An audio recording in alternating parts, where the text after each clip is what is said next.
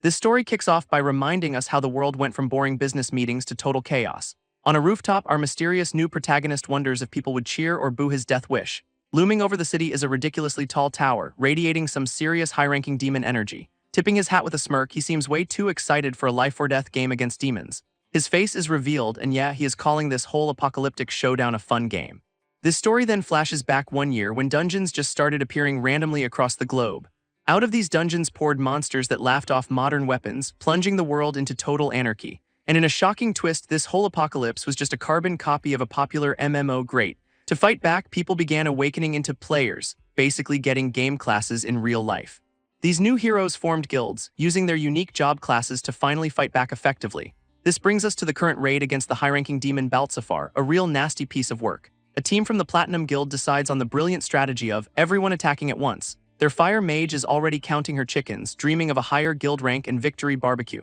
This warrior charges in with a spear as the mage hurls a massive fireball at the demon. And the demon boss just stops their ultimate attack with one hand, barely even trying. That victory barbecue is officially cancelled as the demon's purple energy blast closes in on her. His attack connects, absolutely wrecking the frontline and sending players flying everywhere. So much for that promotion, 2 of their strongest are down for the count instantly. Their leader cannot even process it, realizing they got completely wiped by just one attack. Baltzafar looks down, deciding it is more fun to play with his food than kill them outright. Baltzafar is not done yet, casually weaving another spell with a flick of his wrist. Suddenly, the guild leader finds himself in a volcanic hellscape, completely bewildered. Standing on a crumbling cliff, he is justifiably freaking out about their new vacation spot. This demon then appears, 10 times his normal size, to deliver a classic villain speech on human stupidity. Our warrior's internal monologue hits the panic button. Yeah, this is a total party wipe. But just then a mysterious new player casually strolls onto the scene, humming a little tune. He compliments Baltzafar on the illusion, basically giving his mind trick a 5-star review. Tipping his hat with a grin, this guy's confidence is either legendary or suicidal. Baltzafar seems genuinely surprised that a mere insect saw through his grand performance. With a snap, the illusion shatters, and they are all back in the throne room. Mind games are over. This guild leader is still reeling, sweating bullets from the sheer power of that mental attack. He finally spots the newcomer, wondering how this random dude just teleported into a boss room. Meanwhile, our boy is just admiring the loot, treating the demon's lair like an antique shop. He even starts poking at the decor, wondering if he can play with the demon's high-level toys. His treasure hunt is cut short when he senses a massive surge of demonic energy nearby. Oops. It is a pulsating dark orb, the source of the demon's power, just sitting on a pedestal. This warrior finally loses it, yelling at him to stop sightseeing in a place where level 200s get wrecked. Tipping his hat with a smirk, the kid's philosophy is simple. The worse it gets, the more fun you should have. Baltzafar powers up, demanding the frail humans entertain him more with their futile struggles.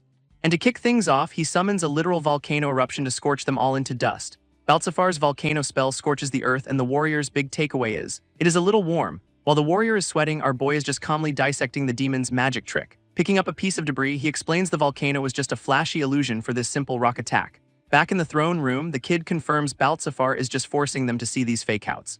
With a smirk, he identifies the demon's power source as a dark legacy, a high-tier item. This demon lord looks genuinely ticked off that some random kid just exposed his whole gimmick. Done with the mind games, Baltzafar just powers up a massive energy ball to erase them all. Our boy just grins, deciding if the demon wants to play, he is more than happy to join in. Activating a skill called Playful Spirit, he decides to see what the demon's toy can really do. Suddenly, the room is filled with clones of him, challenging the demon to a game of Find the Player. Baltzafar is completely stunned. This human did not just resist his power, he hijacked it. His solution is simple: if you cannot find the real one, just nuke everything. A massive ball of purple energy forms above, threatening to wipe out all the copies at once. This demon unleashes a massive beam, a screen-clearing attack meant to end this little game. It connects and every single clone disintegrates, but they were all just duds anyway. This real MC appears right beside the warrior, smugly asking who really fell for the illusion. Our boy then breaks down the boss mechanics. Big spells need a long cooldown, hence all the cheap illusions. Baltzafar is absolutely seething, having been completely outplayed and exposed by a frail human. And just as the warrior gets ready to fight, our boy casually mentions he forgot to bring a weapon. Without waiting for an answer, he just decides to borrow the warrior's spear, which starts glowing intensely. His mimic skill instantly creates a perfect copy of the warrior's spear. Then he activates God Dice, a skill that rolls for a random, chaotic effect. This golden dice spins and locks in its power, ready to supercharge his next move. With the copied spear in hand, he winds up for a throw with terrifying precision. He gives the demon a cheerful heads up. Before launching his attack, what a nice guy. That spear rockets through the air, glowing with an insane amount of borrowed power. It smashes straight through Baltzafar's defensive magic circle without even slowing down. This demon gets impaled right through the chest, completely blindsided by the attack. Baltzafar looks down in utter disbelief, furious he was taken out by a simple trick.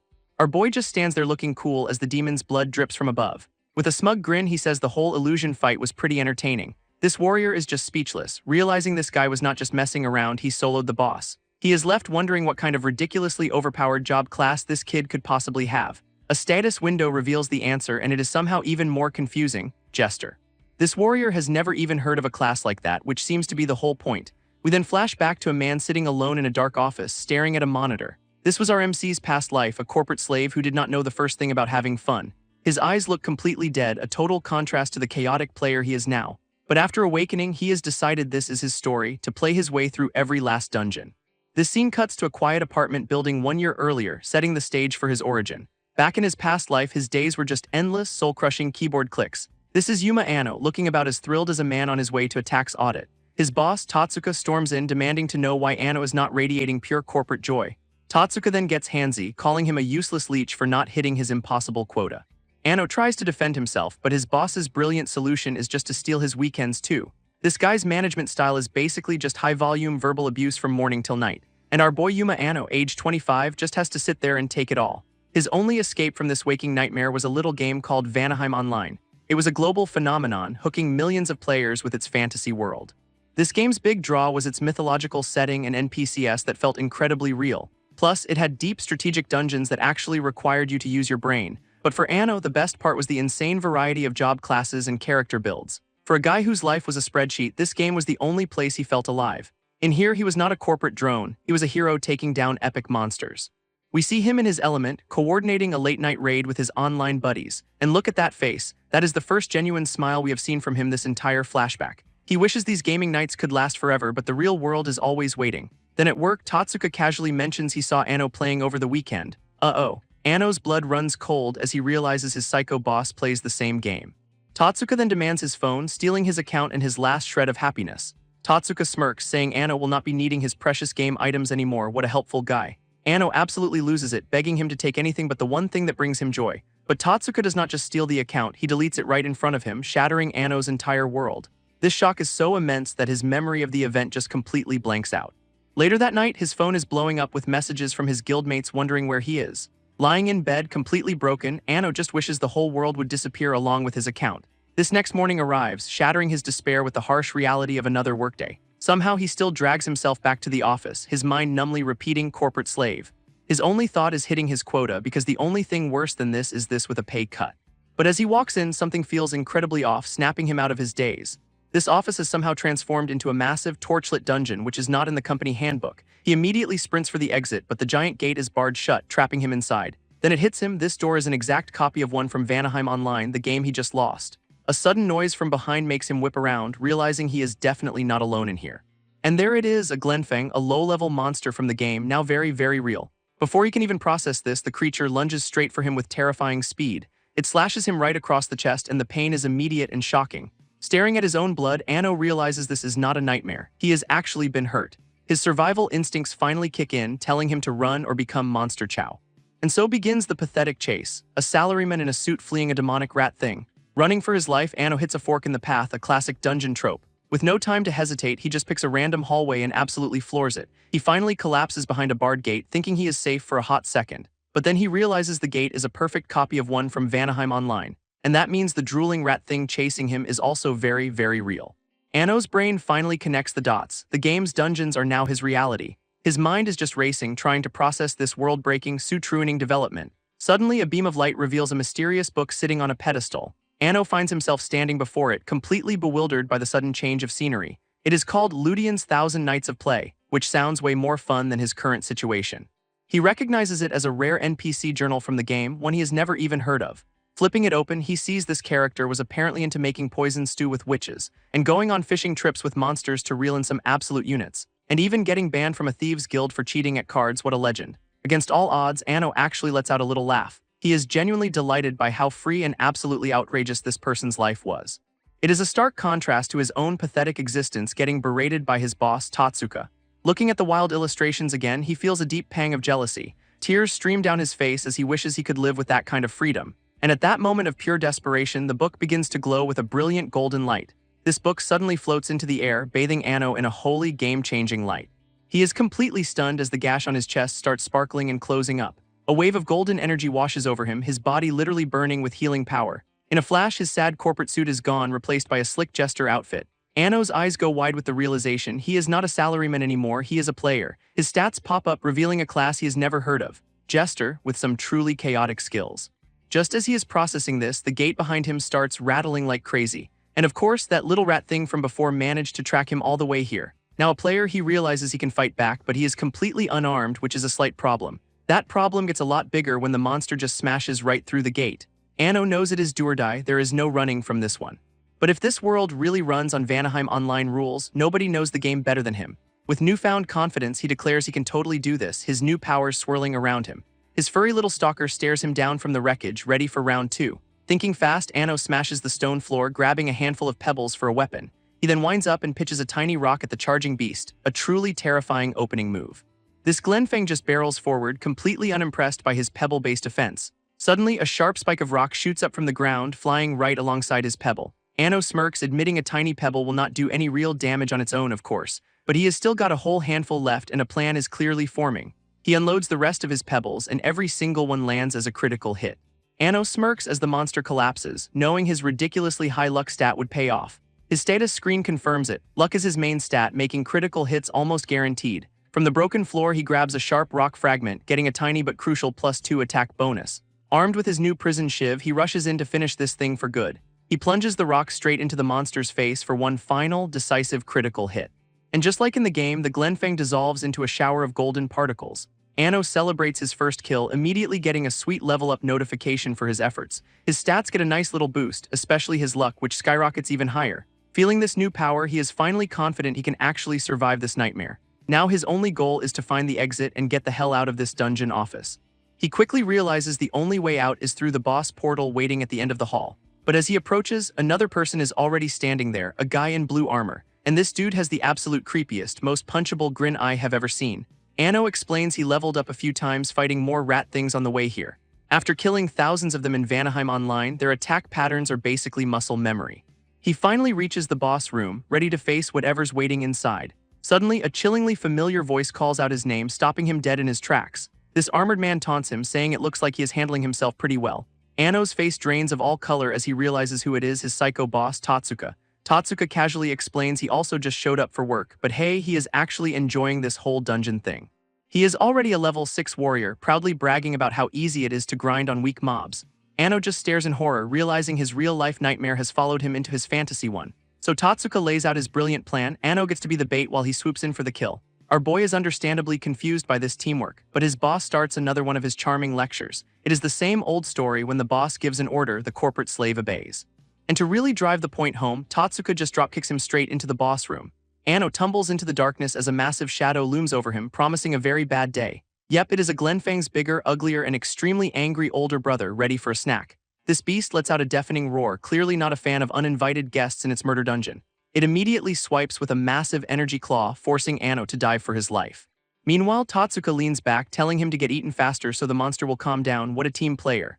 This monster's tail whips around, a blur of purple death aimed right at our boy. Anno gets absolutely decked by the attack, sent flying across the cold stone floor. Lying there helpless, he is convinced this is it, that he is just going to die for his psycho boss. But just then, a mysterious light shines down as a voice decides this train wreck is too sad to watch. Anno's eyes widen in disbelief, a glimmer of hope reflecting in his gaze for the first time. A golden whip of pure energy snakes down from above, crackling with some serious power. Suddenly, a legendary-looking adventurer appears, calling Anno one of the chosen ones, you know. Anno just stares up, completely bewildered, asking who the hell this guy is. This mysterious adventurer spirit tells him his past does not matter, he is a player now. He introduces himself as Ludian, offering to lend Anno his strength so he can finally have some fun. Meanwhile, Tatsuka is just leaning against a wall, completely confused by the sudden pause in the action. He has just noticed the boss monster has completely stopped moving and Anno is just standing there. Tatsuka absolutely loses it, screaming at Anno to hurry up and get eaten, already truly an inspiring leader. But something has completely changed in Anno's demeanor. With glowing yellow eyes, he stares down his former boss with a terrifying new confidence. Tatsuka is visibly stunned by this sudden backbone from his favorite doormat. Anno smirks, declaring that he is absolutely not Tatsuka's subordinate anymore. Ludian's spirit reappears, telling him it is time to learn how to properly use a skill, which is great timing because the giant monster is leaping down to crush him. With a cool little finger snap, Ludian activates one of Anno's new Jester abilities. A tiny star of light shoots out, hitting the massive beast square in the chest. This monster is completely shocked, its attack stopping dead in its tracks, and in a flash, the giant boss shrinks down to a tiny version of itself with Anno riding it. Ludian explains that the skill makes Anno look like a baby Glenfang, a perfect little illusion. This now tiny boss monster just looks at him with total confusion instead of wanting to eat him. It even points a claw over at Tatsuka, basically telling Anno to go take him out. Anno hesitates for a second, that corporate slave programming still running deep, but Ludian reminds him that titles are meaningless here. Tatsuka is just another pawn in the game. Ludian's voice cuts through the noise, telling Anno his real adventure starts right now. With a confident smirk, Anno finally accepts it. He is not a corporate drone, he is a player.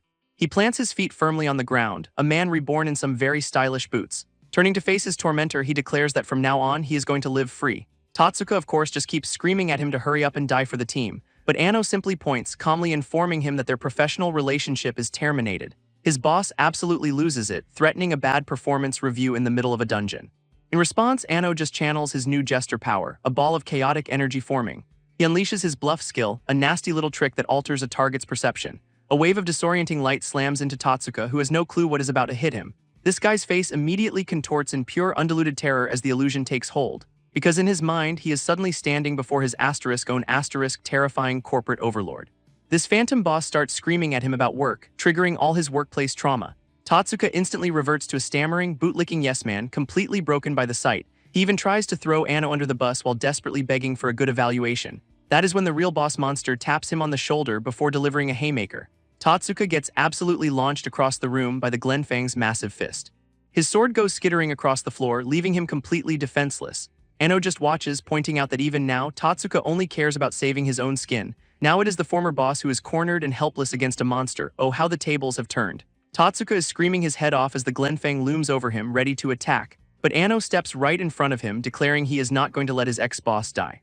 Ludian's spirit is absolutely delighted, impressed by this sudden change in character. And just like that, Tatsuka is a blubbering mess, begging Anno to save his skin. Anno just gives him the coldest stare, telling him to get lost and never show his face again. Not needing to be told twice, Tatsuka makes a run for it, a true leader to the very end. With the dead weight gone, Anno turns back to the boss, ready to end this fight for good.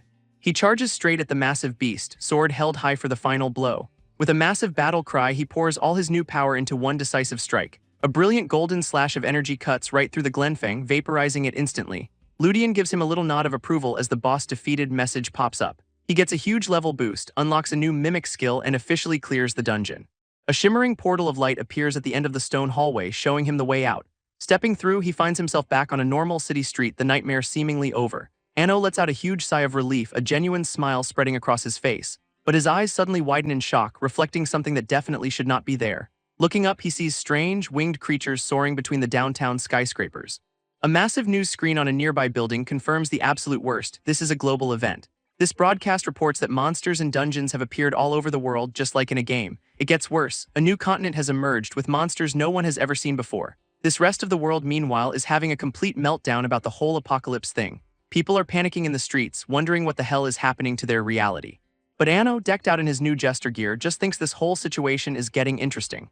Ludian's spirit pops up, praising him for finally looking like the hero he is supposed to be. Anno finally gets a chance to ask the million-dollar question, who exactly is this guy? With a wink, the spirit introduces himself as Ludian, just a humble jester, nothing more. Anno's brain short-circuits as he realizes Ludian is the author of the game guide he owns.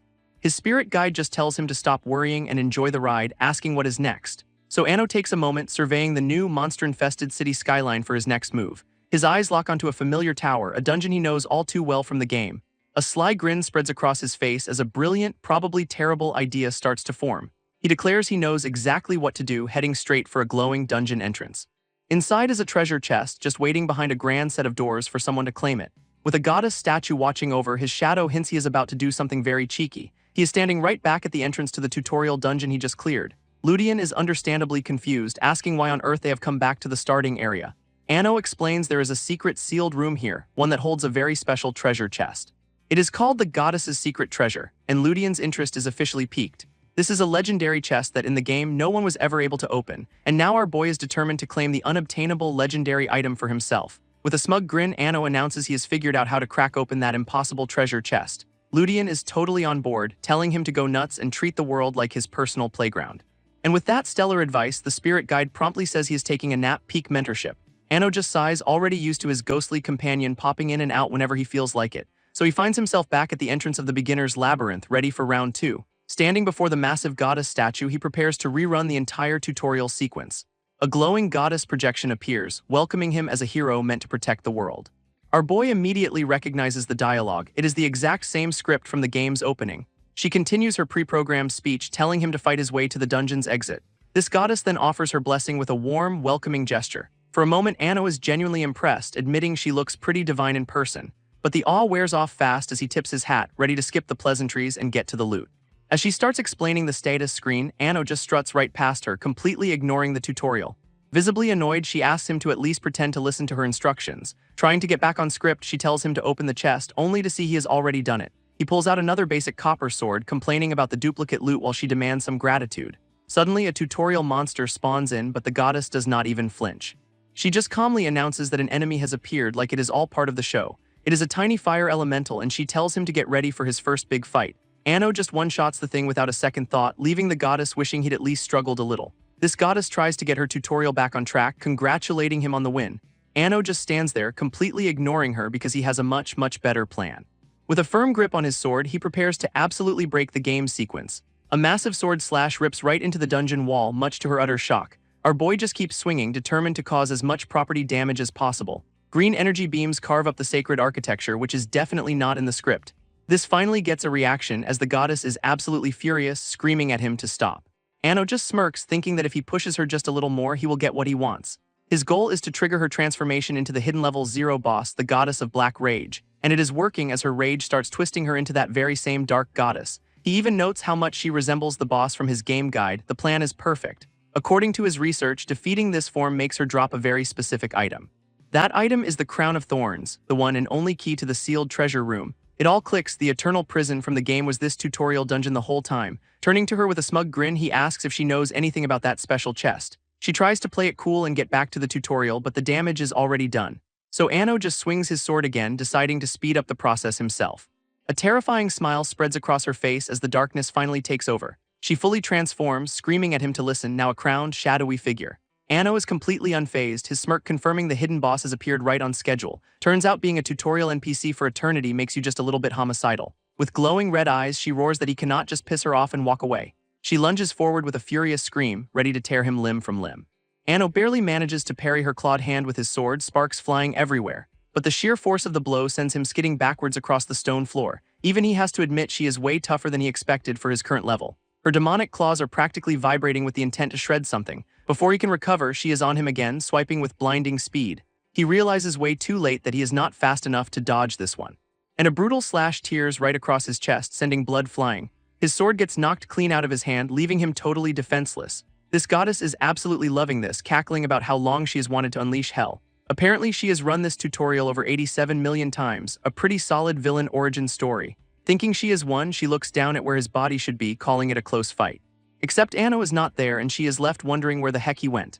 Our boy is standing perfectly fine a few feet away, holding her crown and crediting his bluff skill. He has got it, the Crown of Thorns, the legendary key he came all this way for. She is completely stunned, touching her head and demanding to know when he stole it. Ano just gives her the most trollish, self-satisfied grin imaginable. Then he stretches out, declaring the whole fight was actually pretty fun. What a menace. Ano gives the goddess a final troll smile, announcing he is here for her secret treasure. With the key in hand, he walks up to the massive sealed doors at the back of the room. This Crown of Thorns starts glowing, reacting to the ancient lock. And just like that, the giant doors swing open with a cloud of dust. Our boy is absolutely thrilled, shouting that his ridiculous plan actually worked. His eyes widen, reflecting the legendary prize waiting for him inside. A single, ornate treasure chest sits there, practically screaming top-tier loot. He steps up to the goddess's secret treasure, wondering what unobtainable item is inside. Reaching out, he finally opens the lid to claim his hard-earned reward, and he gets the Ring of the Goddess's Blessing, a one-time full heal item, basically an extra life. Ano is losing his mind with joy, celebrating the fact he just broke the game for a legendary drop. But as he is admiring his new bling, he notices something strange about it. Peeking through the ring, he sees something that definitely should not be there. Meanwhile, back in the main hall, the goddess is just passed out on the floor. She starts to stir, groaning as she slowly comes back to her senses. Sitting up, she is completely disoriented, wondering where the heck she even is. Her eyes are still glowing as she tries to piece together what just happened. She remembers losing control to her rage, then looks over to see the aftermath, only to be met with a sight that just leaves her completely baffled, because Ano is just casually chilling in her sacred fountain, giving her a little wave. This goddess is absolutely losing it, screaming at him for desecrating her sacred fountain. Anno, meanwhile, is just having a nice soak, admitting he always wanted to try swimming here. Her rage-addled brain finally notices the treasure room door is wide open. And she sees the whole bizarre scene, him in the pool and the empty pedestal. But then she spots the treasure chest sitting right back where it belongs, perfectly untouched. Opening it up, she finds the ring is still inside, leaving her completely baffled by his motives. Our boy just casually explains he figured it was her personal treasure, so he left it alone. He saw how old yet cared for it was, realizing it meant something more than just loot. This act of kindness completely short-circuits her, leaving the goddess speechless for once. A memory surfaces of a happier time, standing with two other goddesses at a temple. It turns out the ring was a divine relic specially crafted just for them, a matching set to celebrate their friendship and the bond they all shared. All three of them wore the rings as a symbol of their powerful connection, and a warm, genuine smile crosses her face in the flashback, a relic of a forgotten joy. They had dreamed of traveling the world together, free and unbound by duty. Back then, she wore that ring every day, dancing in fields with her friends. But in the present, she explains she sealed it away, feeling she'd lost the right to wear it. She truly believed she would never put that symbol of her old self on again. Anno then connects the dots, asking if she has been trapped running this tutorial forever. He totally gets it, comparing her eternal grind to his own past life as a corporate drone. This goddess is just staring at him, completely floored by this sudden act of kindness. Anno, still soaking in her fountain, tells her it is okay to actually have some fun for once. He even starts brainstorming for her, suggesting she add secret passages or just sneak out sometimes. Our boy just shrugs it off, telling her to do whatever it takes to break the monotony. With a surprisingly gentle smile, he says she does not have to be chained to this place forever. This idea of freedom seems to hit her hard, leaving the eternal NPC completely stunned. A genuine smile finally breaks through as she quietly agrees with him, and in a shocking twist, she offers him the very ring he fought so hard to see. He is totally confused as she places the precious item right into his hand, insisting he take it. With a warm expression, she thanks him for helping her remember something truly important. Now fully geared up, Anno promises he will come back to visit her again sometime. She warns him about the enemies outside, which makes him wonder how the world got so messed up. Looking out the massive door, she admits that she has absolutely no idea. Turns out she just heard a mysterious voice and woke up here, trapped in the game just like him. Anno is a little taken aback by this revelation, another piece of the world's bizarre puzzle. Deciding to just roll with it, he says he will try to enjoy this new life for now. Inspired by his carefree attitude, she smiles and agrees to do the exact same thing. A few days later, a new party of heroes arrives, only to find the entrance redecorated. Instead of a goddess, there is a handwritten sign saying she is out and will be back soon, peak professionalism. This new players are absolutely losing their minds, wondering what kind of tutorial this even is. Fresh out of the tutorial, Anno strikes a pose while his little spirit guide floats nearby. He chats with the spirit, wondering what his next big move in this new world should be. A giant news screen gives him an idea, a mysterious new continent full of dungeons to explore. Just the thought of a new adventure has our boy absolutely buzzing with excitement. His guide hypes him up, telling him to go play this new world to the absolute fullest. With a confident grin, Anno is totally ready to start his grand journey and see what is out there. But just as he is about to set off, a sudden buzz from his pocket stops him cold. It is a call from his old gaming buddy, Suwa, which is definitely not on the day's agenda. This voice on the other end is desperate, pleading for help and throwing Anno for a loop. Answering in a panic, he learns his friend went into a simple beginner dungeon and got stuck. Suwa is completely freaking out on the other end, convinced he is about to die. Without a second thought, Anno bolts, promising his friend he is on his way to help. He remembers Suwa as a hardcore, top-ranked player from their old VR game days, so there is no way a pro like him should be trapped in a starter zone, right? A grim look crosses Anno's face as he sprints, trying to figure out what went so wrong. Meanwhile, Suwa is just a mess, crying and clutching his phone for dear life. Anno dives headfirst into a swirling red portal, confirming this is a broken dungeon. Inside, he knows the monsters should not be this tough for a low-level area, which makes him wonder why his expert friend is having such a hard time surviving. He tells his spirit guide there is no time to waste, his friend is in trouble and needs him now. This spirit guide gets all philosophical about friendship because now is totally the time for that. Anno finds his buddy Suwa cowering in a corner, completely ignoring the spirit's life lessons. Our boy is just trying to process how his pro-gamer friend ended up like this. He finally spots him properly, shouting to get his attention in the creepy red cave. Rushing over, Anno checks on Suwa, who looks like he has seen a ghost and is about to cry. Suwa is just so relieved to see him, while Anno demands to know what the hell happened here. His friend admits he thought a beginner dungeon would be a total cakewalk, famous last words. Anno tries to make sense of it, asking if some unlisted boss monster showed up. But Suwa just shakes his head, clutching his arm like something else is wrong. This leaves Anno completely stumped because that was his only logical explanation. Trying to get things moving, he points ahead, saying they will clear it together just like old times, which triggers a flashback to their glory days with Suwa tanking a beast like a champ. Anno, as his old avatar Yuma, dashes forward to back him up, and he swoops in for a clean kill, a perfectly coordinated attack. They celebrate their flawless teamwork, two pros at the absolute top of their game. Back in the present, Anno gets nostalgic, saying this feels just like the good old days. Suwa seems to snap out of his funk for a second, a flicker of recognition in his eyes. Then he spots the classic dungeon reward pointing out a treasure chest in the distance. He eagerly reaches out to open it, hoping for some decent loot after all that trauma. And his grand prize is a longsword +1. Wow, do not spend it all in one place. Anno tries to hype up the pathetic sword, explaining how enhancements can make anything good. Suwa clutches his new prize, a flicker of hope in his eyes that he can actually fight now. His friend dismisses the rest of the loot as junk, but Anno happily scoops up the copper sand. Our boy is just admiring the sparkly sand, much to Suwa's utter confusion, a true loot goblin. But their little looting session is interrupted by a giant monster hand appearing right behind them. A small, horned demon reveals itself, looking way more menacing than it has any right to be. And Suwa immediately reverts to his default setting, abject terror. Anno, meanwhile, just casually one-shots the thing without even breaking a sweat. He looks back at his friend, completely baffled by how weak this supposed pro-gamer is. This kid knows something is deeply wrong here. This is not the Suwa he remembers at all. They finally arrive at the boss room, the last obstacle standing in their way. Anno tries to give him a pep talk for the final fight, getting a very unconvincing yeah in return. With the goddess's ring on his finger, he pushes open the heavy doors to face the boss. Inside, a big armored bug monster is waiting for them, looking ready for a fight. It lets out a menacing roar, clearly not happy about having visitors. Suwa, of course, looks like he is about to cry all over again. He desperately tries to psych himself up, convinced his +1 sword is the key to victory. And with a surprisingly brave battle cry, he actually charges straight at the boss. This move completely blindsides Anno, who screams at him to wait up. Suwa just keeps screaming, swinging his sword with absolutely zero strategy or form. This boss monster swings down with a brutal, lightning-fast strike, and Suwa's legendary +1 longsword absolutely shatters on impact, a real shocker. His face is just pure, unadulterated, I have made a terrible mistake. With his only weapon gone, the monster looms over him for the final blow. Anno screams at him to get out of the way, trying to warn him. Then our boy swoops in at the last second, parrying the attack like a total pro. He lands between his friend and the beast, asking if Suwa's even alive down there. Suwa, meanwhile, is just completely broken, convinced he is about to die without his sword. Kneeling down, Anno tries to talk some sense into him, asking what the hell is going on. But his friend just screams back that he is terrified. All that pro-gamer swagger is gone. This raw panic leaves Anno completely stunned, realizing something is fundamentally wrong here. Suwa finally admits he thought this would be easy, but reality is nothing like the game. He is freaking out because the monsters are huge, they stink, and they are actually intimidating. Even the gear feels heavy, and the physical strain is way more than he ever expected. Plus, it turns out getting hit by a monster claw actually hurts. Who could have guessed? Overwhelmed by it all, he just collapses, insisting he cannot fight like this. As the boss closes in, Suwa can only watch in terror, knowing this is bad. Anno, however, gets a sudden flash of inspiration, remembering an item he picked up. He whips out that pouch of sparkly copper sand he looted earlier, and with perfect timing, he hurls it right into the monster's face, pocket sand for the win. With the monster blinded, Anno tells his useless friend that he will handle this fight. He draws his sword, ordering Suwa to go hide somewhere safe. It is hero time. But a mysterious man with a glorious mustache is watching, commenting on his distraction tactic. This guy seems to dig it though, appreciating the playful flair in Anno's style. Anno clashes with the beast, trying to find a weak spot in its tough hide. He is actually straining here, admitting this thing's defense is seriously tough.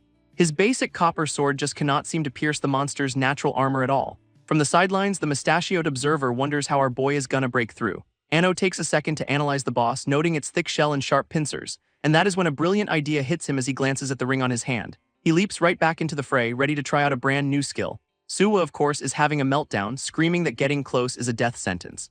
Anno just tells him to watch, channeling power through the goddess's ring. With his hand glowing, he reaches out and makes direct contact with the monster's pincer. He activates his trump card with a smirk, a skill called Mimic. This ability lets him temporarily copy the target's powers, which seems pretty fair. Anno's logic is flawless. If a sword cannot pierce that shell, then he will just borrow the monster's own weapon to do the job for him. In a flash of light, his own arm transforms into a massive, deadly pincer. This boss monster just stares, completely dumbfounded by this copycat routine. With his new pincer arm, Anno plants his feet, ready to give the boss a taste of its own medicine. He drives the copied weapon straight through the monster's chest, a direct and brutal hit. This impact shatters its tough hide, landing a devastating blow right on the weak spot.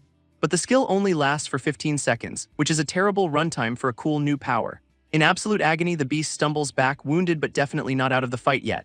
Anno knows he just needs one more clean hit on that exposed chest to finish this. His pincer arm vanishes, leaving him with just his basic sword against a very angry bug monster. Letting out a final battle cry, our boy charges in for one last all-or-nothing attack. And with a massive spray of blood, he lands the killing blow right on its head. Suwa just watches from the sidelines, his brain completely short-circuiting from the shock. Meanwhile, the mustachioed observer is impressed, admitting he was about to step in and help. This monster's body begins to crack and dissolve into light, signaling the fight is truly over. This guy notes that Anno has already mastered the fighting style of a jester. Anno just tips his hat with a smug grin, feeling pretty damn proud of his performance. His reward is a huge level boost and a brand new skill called Playful Spirit. And just like that, they are transported out of the dungeon and back into the city. Anno stretches, enjoying the fresh air, while Suwa is just relieved to have survived it all. Trying to rally his friend, Anno talks about their future, but Suwa just quits on the spot. That sudden declaration leaves Anno completely speechless, unable to process what he just heard. He desperately asks why, reminding Suwa they were supposed to do this together from the start. Anno flashes back to their glory days, laughing about how they were an unstoppable team. But back in the present, Suwa just deadpans that he is still scared, so much for the power of friendship. He insists that last fight proved he is completely out of his depth and cannot fight anymore. Anno just watches, his friend's name hanging in the air with all his disappointment. Suwa then admits watching Anno fight was awesome because he looked like he was having fun. He's just gonna go play other video games until their old one is back online, completely checking out of reality. After Anno accepts this, Suwa asks what our boy plans to do now that he is partnerless. Anno immediately gets hyped about exploring the new continent, his adventure mode fully activated. His friend recalls that area was not even in the game, but then remembers a recruitment ad for a survey team. And just like that, a survey team wanted poster pops into Anno's head, a new quest has appeared. Suwa actually gets a little fired up for him, telling him to go for it, but try not to die. Our boy just gives him a warm, confident smile, totally unfazed by the challenge ahead. With a final fist bump, they agree to go their separate ways for now. Suwa gives a final wave, officially logging off from this whole real-life adventure business. Later, Anno pulls up the article about the government recruiting a team to explore the new continent. It turns out big shot guilds like the Soaring Hawks of the Sky are already signing up for this. Even government-backed guilds are competing for a spot, so the competition is gonna be fierce. He finds the main requirement: you have to be level 15 or higher, which means it is time to grind. Anno also realizes he will need some seriously good gear to even stand a chance in the trials. His solution is simple: find a treasure vault dungeon to level up and get loot at the same time. Anno realizes the application deadline is in 2 days, meaning he has gotta move fast. Meanwhile, at some ridiculously huge corporate tower, a different kind of meeting is underway. This is the HQ for the Takajo Corporation, a name that is about to become very important. Inside, a bunch of guild members are lined up for a very stressful performance review. This boss, Takajo Shoya, announces he is about to name and shame the 2 lowest contributors. A leaderboard flashes on screen, and you can just feel the anxiety radiating off everyone in the room. He then proceeds to fire 2 guys on the spot, kicking them out of the guild and the company. Both of them are completely floored, wondering how the hell they are supposed to survive now. Takajo coldly explains their performance was garbage, and there is a long line of people ready to replace them. In his eyes, if you cannot contribute, you're literally worthless trash. What a great boss. Then he warns the remaining members that coasting on their reputation will get them absolutely nowhere. To get on the new continent survey team, they will have to go all out in the next treasure vault raid. A blonde-haired woman clenches her paper, realizing she just barely scraped by in 3rd place. She is absolutely fuming that after sacrificing all her sleep, she is still not number 1. With a look of pure intensity, she vows to push herself even harder next time around. Takajo, meanwhile, is having a classic villain monologue about seizing control in these chaotic times. It is all for the sake of some grand ideal he wants to achieve, of course it is. Back with Anno, he is on his phone reading up on this very same guy, a top ranker and corporate president. This article mentions Takajo is already running a guild, making him a major player in this new world. With his new goal set, Anno steps toward a glowing light, ready to start the grind. Anno steps into the treasure vault, surprised to find it is not a total madhouse. His eyes immediately lock onto the enemies shambling through the halls, and what do you know, it is treasure hunter zombies, a classic annoying mob. He knows the only way to put them down for good is to crush their heads.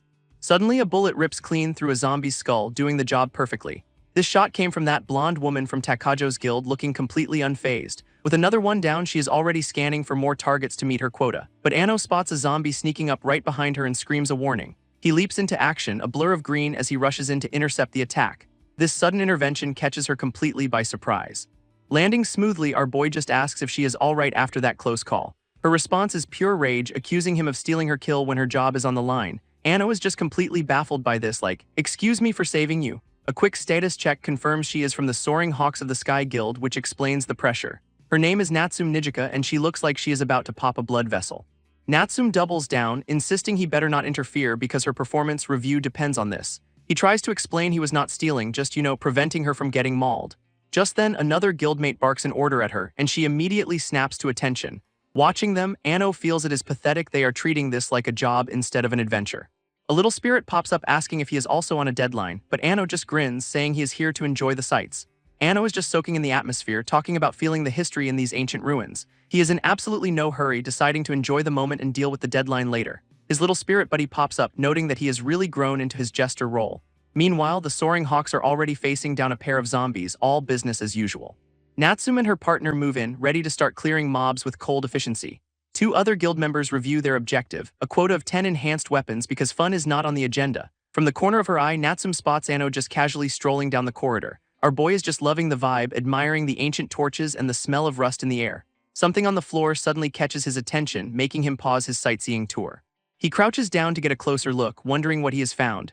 This little spirit zips over, curious about what is so special about this particular dungeon. At that exact moment, the soaring hawks hit the jackpot. The treasure room is right ahead. They immediately start looting, pulling out some standard +1 weapons from the chests. One of the guys pops open a barrel, hoping for something a little less boring. But all he finds is a weird, bent little dagger, which is just deeply disappointing. Calling it a complete dud, he just tosses the blade away like yesterday's garbage. Anno swoops in and catches it midair, officially obtaining one bent dagger. He inspects his new prize with a grin, thinking its unique shape has a ton of potential. This guild members just mock him, saying they'd rather fight bare-handed than use that trash. Then they get territorial, declaring that all the good weapons and boss rewards belong to them. Anno figures a dud weapon is just a matter of perspective. It all depends on how you use it. While the soaring hawks grind through mobs like it is a 9 to 5, Anno is just dancing around zombies. And with a clean slice, he proves his point by taking down a zombie with his new trash dagger. He has already figured out the weird weight balance, a grin on his face as it all clicks into place. Meanwhile, the corporate drones spot the boss room, ready to clock in for the final fight. They march forward in perfect formation because teamwork makes the dream work or whatever. Suddenly, one of them gets his leg caught in a nasty-looking floor trap, whoops. Then another one goes down, both of them completely stuck and crying for help. One of the guys desperately screams for Natsume to save them, his professionalism vanishing instantly. Natsume immediately starts searching for a release switch, her own job performance on the line. Her eyes dart around the room, frantically looking for a way out of this mess. But instead of a switch, a giant stone fist comes flying out of the darkness. A massive stone guardian activates, standing between them and the boss room. She realizes this thing is here to protect the boss, and they just walked right into its trap. Taking aim, she fires an arrow, hoping to put a dent in the stone behemoth. This shot just harmlessly pings off its chest, doing absolutely nothing. In total shock, she cannot believe her attack was completely useless against it. Of course it was useless. The Guardian is a walking tank built entirely for defense. Now she is panicking, realizing her bow does not have the power to take this thing down. And to make things worse, the trap's off switch is right behind the giant unkillable golem. Anno just casually points out the switch behind the giant golem, asking if that is the target. With a confident tip of his hat, he declares he will handle it, holding his trash dagger. This trapped guild member freaks out, screaming that he is insane for trying to use a dud weapon. Our boy just smirks at his spirit buddy, saying these little brats just do not get it. As the dagger starts glowing, he explains that even this weapon has its hidden uses. And just like that, a skill reveal shows the bent dagger transforms into a homing flash boomerang. Natsume is completely floored, watching this piece of junk suddenly power up. Her trapped teammate is also having a full-blown crisis, unable to comprehend what he is seeing. Anno gives the boomerang a flick, telling it to show them what it can really do. In a brilliant arc, the blade flies past the golem, hits the switch, and ricochets back. This stone guardian immediately deactivates, crumbling into a pile of useless rocks. At the same time, the floor trap retracts, freeing the stunned guild member. Natsume cannot believe he disabled the trap and the guardian with a single impossible shot. Anno just casually catches his returning weapon, saying he figured there'd be traps. He'd been carefully checking his surroundings the whole time, unlike the corporate drones. With a grin, he says even a dud deserves a chance to shine, and now only the boss is left. These two freed guild members, however, are just lying on the floor looking completely broken. Natsume runs to her partner, who is furious they got caught just one step from their goal. He slams his fist on the ground, realizing if they fail this mission, they are getting fired. This poor guy is spiraling, knowing there will be absolutely nowhere left for them to go. Her injured partner insists they will still hit their quota if they can just beat the boss. He is clearly in absolute agony, trying to force himself to stand on his mangled leg. Natsume immediately tells him to stop, knowing he cannot possibly fight in that condition. With a grim look, she decides that if it comes down to it, she will just have to go alone. She then declares she will take the boss down herself, all for the sake of the mission. Her partner just accepts this, telling her they are counting on her to fix their screw-up. Standing tall, Natsume vows to see their ideal through, no matter what happens to them. Anno, meanwhile, is just watching this whole corporate loyalty meltdown from a distance. He picks up the discarded trap, noting it is nasty but did not seem to cause any critical wounds. Turning to the guild members, he basically asks what the hell they think they are doing. Natsume immediately gets defensive, telling him they are out here putting their lives on the line. She warns him to stay out of her way because she has a very important goal to accomplish. Anno just cuts to the chase, asking if she means her quota, which she says is just a given. Apparently, they are all looking towards some grand ideal that lies beyond their performance reviews. This gives Anno a hilarious flashback to his old office job and their mandatory morning ideal chants. Natsume stares down the boss door, saying she cannot falter because Takajo gave her this purpose. And that purpose is the ideal of building a new world. She is completely bought into the hype. She vows to answer that call with everything she has got, ready to face the boss alone. Ano finally connects the dots to Takajo's guild from the news, wondering if this devotion is even sane. He remembers his old corporate life where that kind of loyalty just left everyone looking dead inside. With a heavy thud, the boss room doors swing wide open, revealing a long, spike-filled hallway that is basically one giant death trap. At the far end, the boss activates, a four-armed mechanical guardian surrounded by swinging maces, and this thing has a seriously creepy grin like it is enjoying its job way too much. Ano immediately identifies it as a treasure guardian, a magic-powered bot that hunts down any looters, which means they will have to dodge this entire murder room while fighting it. Natsume wastes no time, leaping into the air to fire off a shot. Her focus absolute as she aims for a quick, decisive blow. Her arrow just pings harmlessly off its armor, doing absolutely zero damage. A swinging mace nearly takes her out, and she complains she cannot get a clear shot. So now she is screaming at Ano for help, demanding he pull another trick shot like before. But Ano explains his boomerang is useless here since the traps will just mess up its flight path, deciding he will have to use that other method. But first he needs to create an opening somehow. With traps firing non-stop, he is not even sure if his crazy plan is possible. Natsume, of course, is losing her patience, yelling at him to stop mumbling and do something useful. But while she is distracted, the guardian looms right over her, ready to strike. Ano shoves her out of the way at the last second, taking the full force of the blow himself. And she hits the floor, completely stunned by the sheer power of that attack. This guardian just stands there looking down at her after taking out her only backup, leaving Natsume to grit her teeth, realizing it is all on her now. This guardian winds up for a finishing blow, ready to turn Natsume into a corporate-branded pancake, but Ano scoops her up at the last second, dodging a mace that shatters the floor. She immediately starts yelling at him for getting in her way, priorities. Still in his arms, she is ranting about fighting for her ideal, completely detached from reality. Ano just calmly sets her down, telling her to let him handle this little problem. Then he hurls his dagger at the wall, which is a bold strategy against a giant robot. As the blade zips past its head, he declares that is the opening he needed. In the next instant, he grabs her hand, leaving her totally confused. With Natsume on his back, our boy makes a tactical retreat, sprinting away from the boss. She is absolutely losing it, demanding he let her go so she can keep fighting. He just tells her to relax and watch because she clearly does not get the 5D chess he is playing. They bolt right out of the boss room, leaving the guardian standing there all alone. This mechanical menace just stares after them, probably wondering if its programming just crashed. Natsume panics as it starts to follow, but Ano confirms this was his plan all along. He explains this guardian is hardwired to relentlessly hunt down any treasure thieves. With a sly grin, he hints at what that single-minded focus is about to lead to, and the guardian walks right out of its room and straight into a floor trap. Natsume is completely speechless, watching the unstoppable boss get stuck just like her teammates. Turns out Ano tweaked those traps he found earlier, setting up this whole brilliant play. A quick flashback shows him resetting the mechanism, proving he has been 10 steps ahead this entire time. Ano just grins, declaring it is an eye for an eye and a trap for a trap. And sure enough, the guardian is completely stuck, its creepy grin turning into a furious scowl. He quickly points out the guardian's power source is that big glowing eye on its face. So for once, Natsume actually agrees to his plan, realizing they need to hit it simultaneously. This trapped guardian is not going down easy, charging up a massive counterattack with its hands, unleashing two devastating beams of light right down the corridor toward them. Both of them split up instantly, dodging the attack with intense focus, barely evading the blasts as they slam into the wall with explosive force. Of course, his spirit buddy immediately complains that he dodged into its lane, priorities. Still stuck, the guardian desperately lunges forward, trying to grab them from a distance, its fist smashing the ground and sending a shockwave cracking the floor right at them. Seeing his chance, Ano yells now, his dagger already glowing and ready to fly. While at the same time, Natsume has her bow drawn, locking onto the target with a confident smirk. In a perfectly timed strike, both the arrow and boomerang slam directly into the guardian's eye. And just like that, the guardian powers down, smoking and broken before the victorious duo. With the threat gone, Ano wipes his brow in relief as Natsume finally lets herself relax. But the little spirit chimes in, unable to decide if their teamwork is amazing or a total disaster. A massive level-up notification pops up, and Ano cheers about finally qualifying for the survey team. In the Guardian's place, a bright green orb of light materializes, the boss drop. Our boy just stares up at the floating loot, wondering what kind of prize they just won. This boss drop materializes, and Ano is already losing his mind, hoping it is a rare item. It is a spell-piercing rapier, a legendary weapon that ignores defense, perfect for the boss they just killed.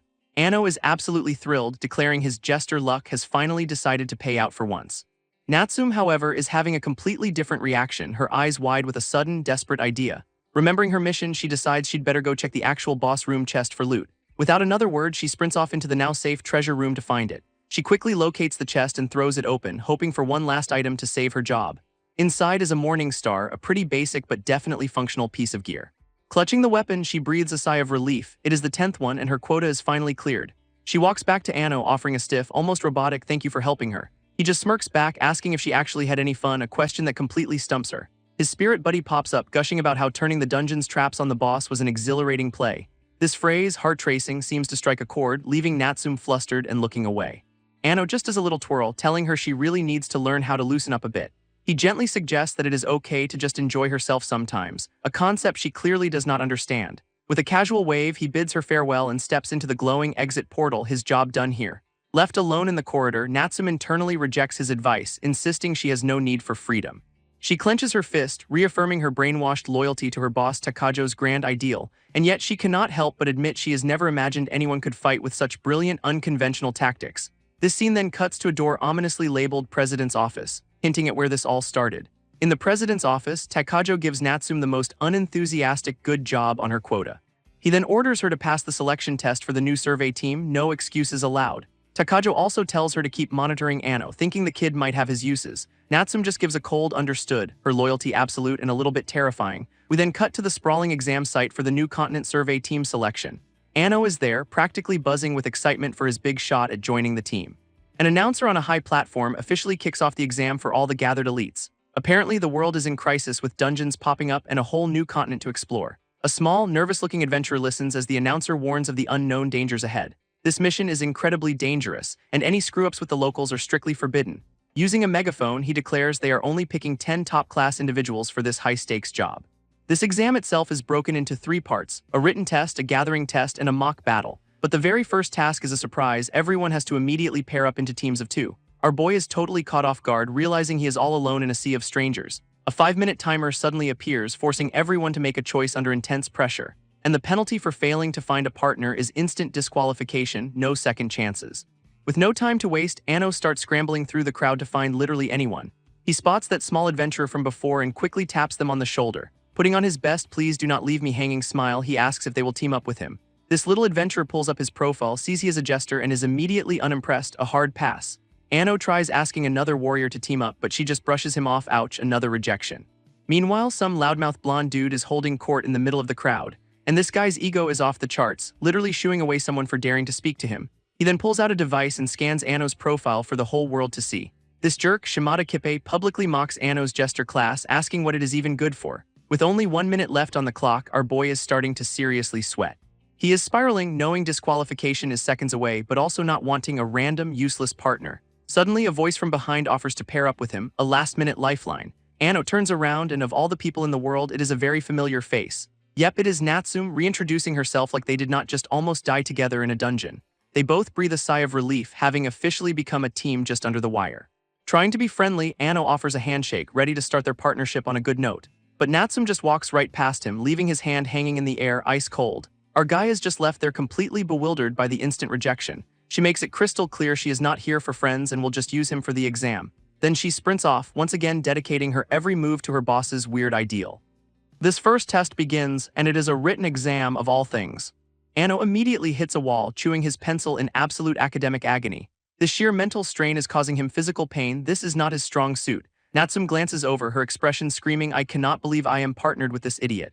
This announcer reveals the written exam results, declaring anyone ranked 21st or lower is out. Anno is literally praying he did not flunk, while Natsume just glares, already expecting the worst. And by the skin of their teeth, they snag 19th place. A win is a win, I guess. Natsume is furious they rank so low, but Anno explains the tested questions she'd never even seen. She fires back that it was all common sense, leaving our boy completely lost in the sauce. He then admits his strategy was just picking the answers that sounded the most fun. A genius at work, folks. Meanwhile, the #1 spot goes to a power couple named Kiria Soma and Shino Izuhi. All eyes turn to a pair of incredibly confident-looking adventurers, the clear top dogs of this exam. Natsume recognizes them instantly as the Crimson Blade, a famous duo already getting sponsor deals. This power couple looks smug as hell, having absolutely crushed the first part of the test. Getting focused, Natsume asks Anno if he is ready to risk his life for what is next. He just gives her a breezy smile, telling her to relax a little, it is not that serious. This next stage is announced, a collection test inside the ominous Cave of Forgotten Time. Apparently this place is a twisting maze designed to mess with your sense of direction. Their mission is to find 3 special gems and escape within a 2-hour time limit. As the teams start heading in, the proctor adds one tiny, very important warning. This particular cave has become a den of monsters just to keep things interesting. With a final good luck and try not to die, the adventurers are sent into the darkness. Almost immediately, Ano and Natsume spot their first prize, a glowing gem embedded in the wall. He easily plucks it out, celebrating their great start with 2 more to go. Natsume is all business, telling Ano to hurry up and find the other gems while watching for monsters. But while she is focused, his spirit buddy is just chilling with a little halo over its head. Ano then spots a strange, glowing vein of energy running along the cave wall. He quickly deduces that it is a trail of magic that gets stronger the deeper they go. With a huge grin, he points the way forward, totally confident he has found the right path. Natsume suddenly looks up, her expression shifting as she senses something ahead. Up in a high alcove, they spot their second gem, protected by a shimmering barrier. He smirks, saying it is an easy grab if they just shatter the barrier with a ranged attack. But before they can move, they realize they are not alone. The Crimson Blade dude was right there. This guy Soma just smiles and says they can have it, claiming his team will look elsewhere. And just like that, the top-ranked team walks off, leaving the prize completely uncontested. Natsume is genuinely impressed, realizing their confidence comes from pure strength, not arrogance. A moment later, Ano's boomerang smashes the barrier, sending the second gem tumbling down.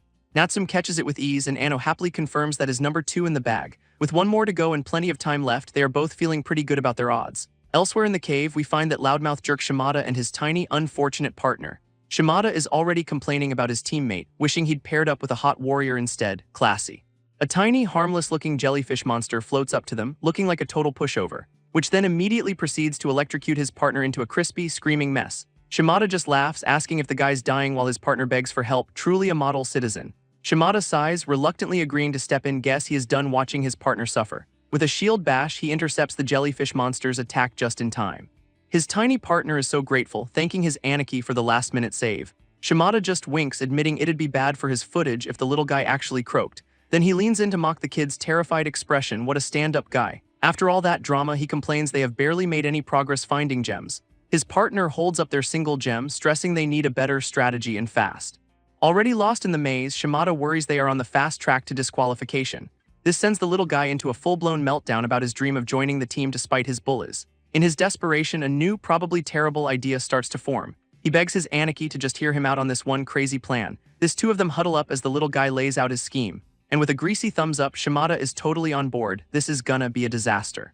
Elsewhere, another team, a guy in a witch hat and a girl in red, are exploring the cave. Suddenly, a blood-curdling scream echoes through the cavern, catching their attention. This girl points towards the sound, and her partner agrees they need to investigate. They find Shimada getting absolutely zapped by a swarm of those jellyfish monsters. Realizing the guy is in deep trouble, the duo decides they have to intervene. This wizard hat guy draws his blade and charges straight into the fray, while his partner draws her bow, lining up a perfect shot on one of the creatures. Shimada, ever the actor, thanks the duo for the rescue, playing the victim card perfectly. This girl is relieved they got there in time, but her partner immediately asks where Shimada's teammate is. Right on cue, the tiny partner pops out from behind a rock, looking way too shifty for this to be a coincidence. With a glint in his eye, he yells now, springing the trap they'd obviously set up. He zips past the wizard hat guy, using a brick steal skill to snatch their collected gems. This little thief celebrates his successful heist, leaving the good Samaritans completely stunned. His partner is absolutely furious, screaming at the kid to give their stuff back. But before they can react, Shimada slams his fist into the ground, unleashing a powerful shockwave, which sends both of them tumbling hard onto the cave floor, totally incapacitated. This tiny partner gives a nice one to his Aniki, the betrayal now officially complete. Standing over their victims, Shimada and his partner gloat about how easily the chumps fell for their act. With 3 gems now in hand, they declare victory and make a run for the exit. This girl cannot believe they fell for a simple steal skill, totally outplayed by the 2 jerks. Her partner knows they are done for if they do not get those gems back and fast. He helps her to her feet, their teamwork a stark contrast to the scumbags who just robbed them. After a quick thank you, he declares they are going after those 2 with no time to waste. He immediately breaks into a sprint, fueled by pure unadulterated rage. His eyes are blazing with determination. He is not letting them get away with this. But as they round a corner, he suddenly yells stop at another team that has just appeared. And it is Shino from the Crimson Blade, looking completely unimpressed by their sudden appearance. This wizard hat guy and his partner look down to find the 2 scumbags who just robbed them, and it looks like karma came calling. They are surrounded by crystal monsters and begging for help. These things are identified as crystal golems, and they look absolutely terrifying. His partner is having none of it, immediately accusing them of trying to pull another scam. This tiny partner desperately swears this time it is for real, panicking for his life. Even Shimada has to admit they have zero credibility after their last stunt. With tears streaming down his face, the little guy just begs them to save them. From his perspective, the duo they just betrayed are now their only hope for survival. But the wizard hat guy actually wants to give them the benefit of the doubt, much to his partner's shock. His logic is simple: if this is not a trick, then these 2 are about to get squashed. Summoning his sword, he declares he'd rather be fooled again than just stand by and watch them die. His partner just groans, completely over her teammate's bleeding heart hero complex. She reluctantly agrees to help, but only if they promise to return the stolen gems. This act of kindness completely floors the tiny partner, who cannot believe they are being helped. He is even more confused by the wizard hat guy's face, wondering if he is actually enjoying the situation. In a total 180, the little thief is now thinking this guy is the coolest person he has ever met. This wizard hat guy immediately leaps into action, unleashing a powerful slash against the golem. His new fanboy warns him that even Shimada's attacks were totally useless against this thing. With a confident smirk, our hero just points and says he has already got it figured out.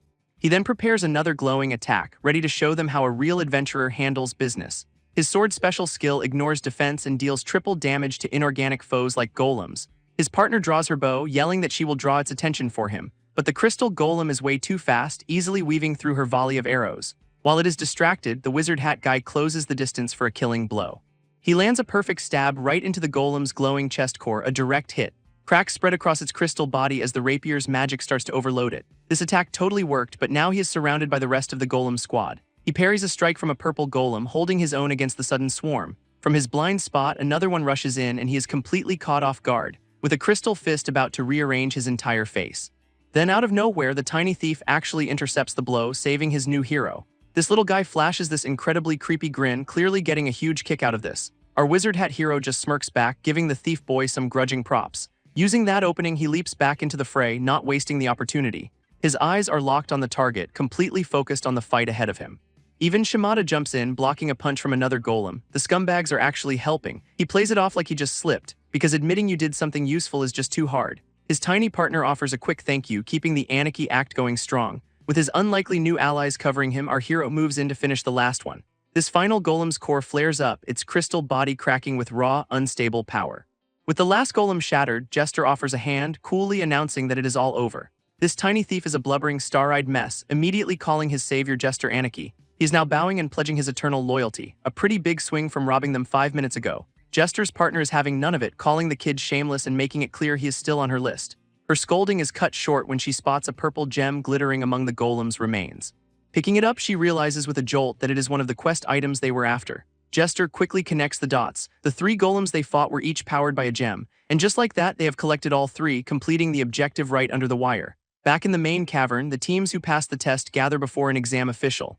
A proctor with a megaphone announces that the 12 successful pairs will advance to the mock battle. Everyone breathes a collective sigh of relief, knowing there is just one more test to go. Nearby, 2 other contestants are gossiping about a girl crying by herself in the corner. This rumor is that her partner got separated and was killed by a monster, and it was not a pretty sight.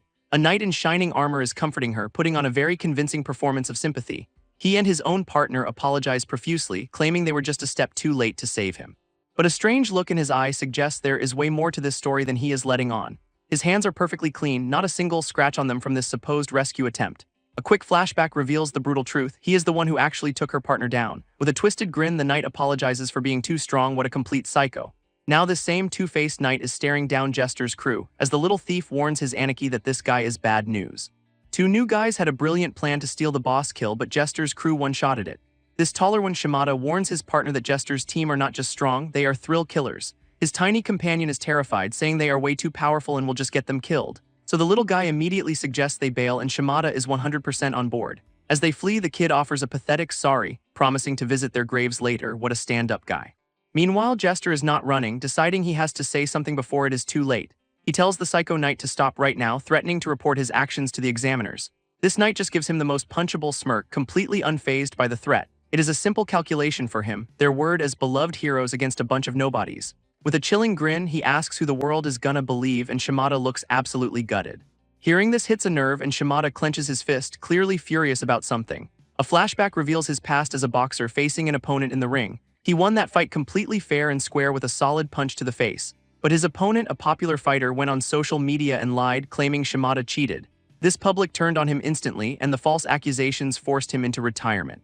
So he figured if he is an outcast, he might as well make it entertaining and started streaming. Being a player is just a means to an end, creating content for his channel to get views. He thought he could just drift through life putting on an act, but that is not working anymore. Back in the present, he is radiating pure rage, admitting guys like that knight still make his blood boil. His little partner is totally confused by the sudden change, asking his Aniki what is going on.